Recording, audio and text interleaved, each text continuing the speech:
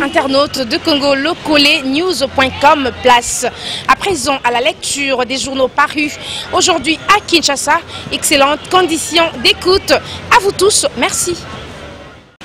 Bonsoir mesdames, messieurs, bienvenue à cette revue de presse qui s'ouvre avec les dépêches de Brazzaville qui note deuxième forum mondial des femmes francophones, des recommandations idoines pour renforcer le rôle de la femme dans l'espace francophone. Dans son argumentaire, l'auteur de l'article écrit « Le deuxième forum mondial des femmes francophones placé sur le thème « Femmes actrices de développement » s'est clôturé avec succès hier dans la salle des congrès du Palais du Peuple. C'est le président de l'Assemblée nationale, Aubin Minakou, qui a présidé la cérémonie de clôture au nom de chef de l'État. Des recommandations ici de ces forums ont réaffirmé le rôle social de la femme en mettant une emphase particulière sur le renforcement de l'éducation de la jeune fille jusqu'à l'âge de 16 ans et sur l'autonomisation de la femme. Cela pour inverser à terme toutes les discriminations dont les femmes de l'espace francophone sont victimes. Il a en outre été suggéré que la participation de la femme soit garantie dans le processus de résolution des conflits et que la prise en charge médicale et psychologique des victimes de violences sexuelles soit une réalité vivante, chute l'auteur de l'article.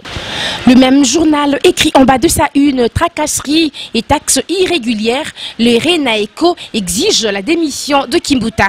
Le Rassemblement national pour l'épanouissement des entreprises congolaises, RANECO, a livré sa position en rapport avec les multiples tracasseries dont sont victimes des commerçants à Kinshasa. Le président de ces syndicats, Guy André Chimanga Lutumba, a exigé la démission du gouverneur de la ville de Kinshasa, André Kimbuta, pour le mutisme observé sur cette situation très préjudiciable pour les commerçants œuvrant dans sa juridiction.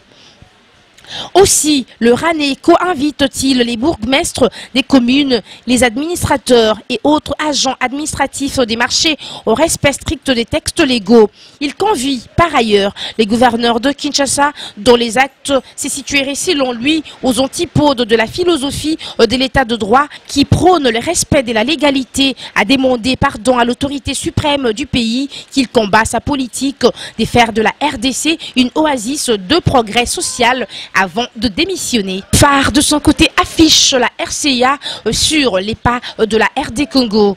Dans son argumentaire, l'auteur de l'article écrit « La République centrafricaine de 2014 marche sur les pas de la République démocratique du Congo ». L'annonce par le secrétaire général de l'ONU du projet de déploiement de 12 000 hommes en territoire centrafricain rappelle à de nombreux Congolais les 17 000 casques bleus présents dans leur pays, avec une forte concentration au nord Kivu.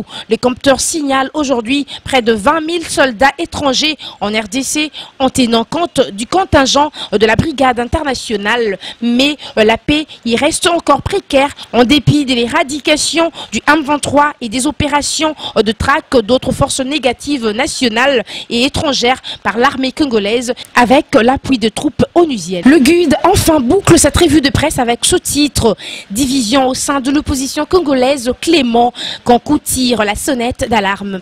Que veulent au juste les acteurs politiques RD congolais ?» s'interroge le journal.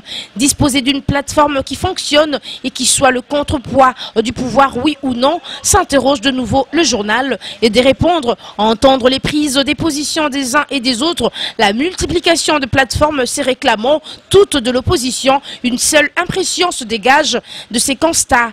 L'opposition congolaise est en train de se suicider en éliminant un à un ses membres influents à la suite de la cacophonie créée délibérément par les uns et les autres. Soucieux de l'avenir de l'opposition dans le pays, le député Clément Kankou réfléchit, chute l'auteur de l'article.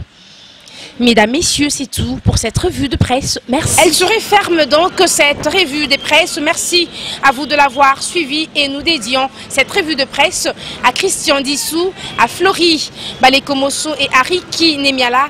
D'ici là, bonne soirée chez vous et retrouvez-moi demain. Merci.